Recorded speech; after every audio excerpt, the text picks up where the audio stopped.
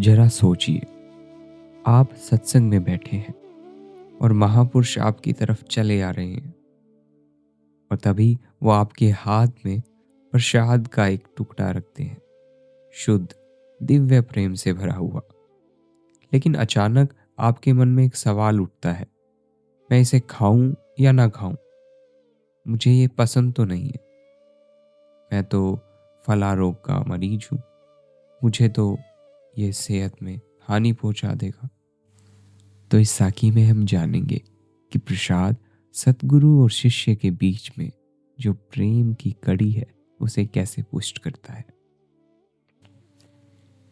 एक बार एक शिष्य ने महाराज जी से कहा, महाराज जी, जो मिठाई आप मुझे प्रसाद के रूप में देते हैं वो बहुत ज़्यादा मीठी होती है और मुझे यह बिल्कुल पसंद नहीं।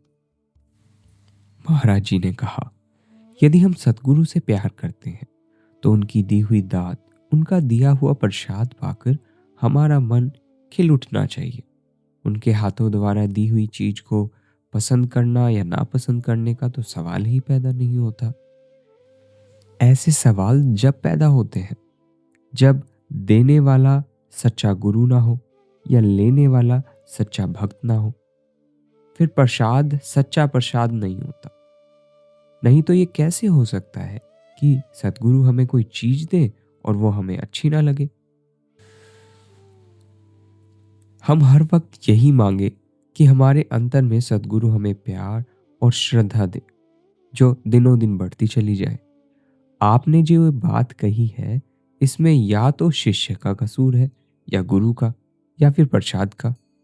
प्रसाद सतगुरु की ओर से दी गई दया की बहुत बड़ी दात है। आम भारत का सबसे मीठा फल है। शायद वो संसार का ही सबसे मीठा फल हो। मुझे याद है कि एक बार हुजूर बाबा सावन सिंह जी महाराज ने बहुत बड़ा और पका हुआ आम एक शिष्य को दिया जो कि मधुमेह यानी कि शुगर का रोगी था।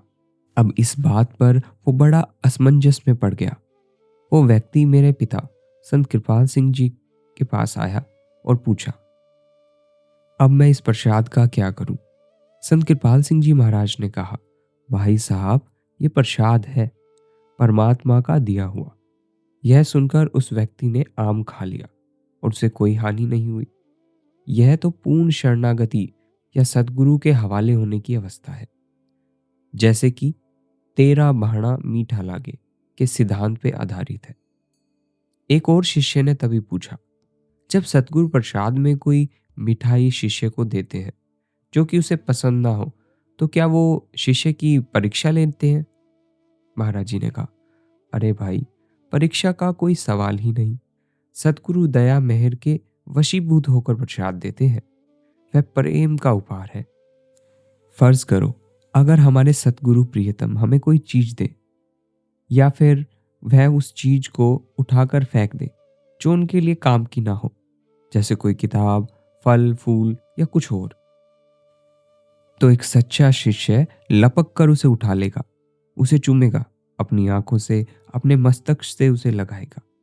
वह अपने मन में सोचता है, मैं कितना भाग्यवान हूं कि मुझे ऐसी अनमोल वस्तु मिली जो मेरे प्रियतम ने स्पर्श की है। इस चीज का मैं क्या ही मोल दे सकता हूं। ऐसे प्रेम से प्रेमी प्रियतम की दया धारा को पा जाता है जो कि फेंकी हुई वस्तु के माध्यम से प्रेमी तक पहुंचती है।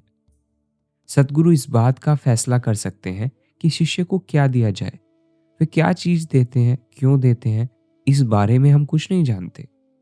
हम उनके फैसलों को समझ नहीं सकते।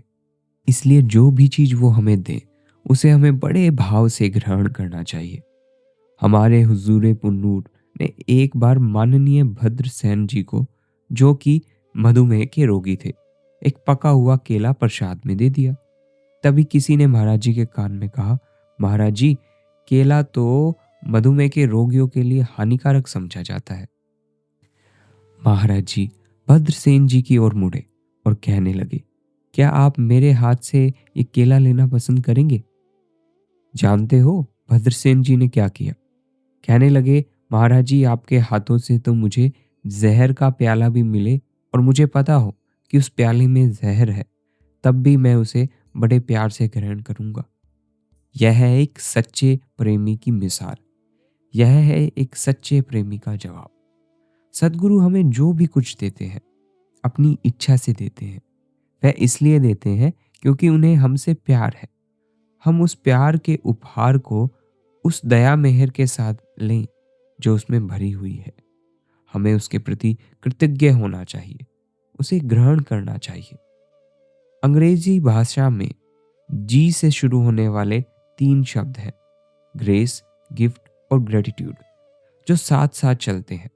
ग्रेस माने दया मेहर, गिफ्ट माने प्रेम से दिया हुआ उपहार या प्रसाद, और ग्रेटिट्यूड माने कृतज्ञता।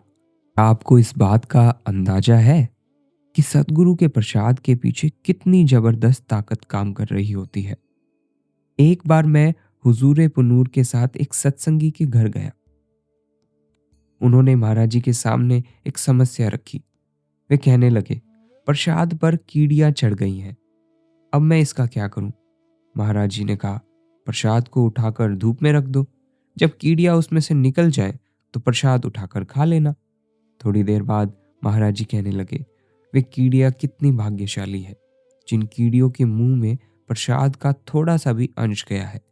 उन्हें अवश्य ही मनुष्य जन्म मिलेगा, और मनुष्य जन्म पाकर क्योंकि उन्होंने पूर्ण समृद्ध सतगुरु के हाथ का दिया हुआ प्रसाद खाया है, तो उन्हें मानव जन्म मिलने के बाद नामदान भी अवश्य मिलेगा। तभी किसी ने बर्फी का एक बहुत बड़ा डिब्बा लाकर महाराज जी को भेंट किया। महाराज जी उसी वक्त किसी बात पर खुलकर हंस रहे थे और कहने लगे, मैं आपको प्रसाद नहीं दिया करता, यह मेरा प्रसाद नहीं। मैं तो सिर्फ 2 महापुरुषों हुजूर बाबा सावन सिंह जी महाराज और परम संत कृपाल सिंह जी महाराज के नाम पर प्रसाद बांट सकता हूँ। हमारे एक भाई ने मुझसे निवेदन किया है कि मैं इस मिठाई के डब्बे को प्रसाद के रूप में बांट दूं। वे भाई कहते हैं, उनका खोया हुआ बटुआ मिल गया है। काश कल कोई मुझसे आकर कहे कि मेरी जन्म जन्मांतर की खोई हुई आत्मा मुझे मिल गई है और उसकी खुशी में ये प्रसाद बांट दीजिए, मुझे कितनी खुशी होगी। प्यारे भाइयों और बहनों, इस साखी में संत दर्शन सिंह जी महाराज ने कई साखियों का जिक्र किया जो हमें बताती है कि प्रसाद का क्या महत्व है और कितनी बड़ी दया धारा उसके पीछे काम करती है। तो अब फिर मिलेंगे किसी और दिन किसी नई साखी के साथ। तब तक के लिए धन्यवाद।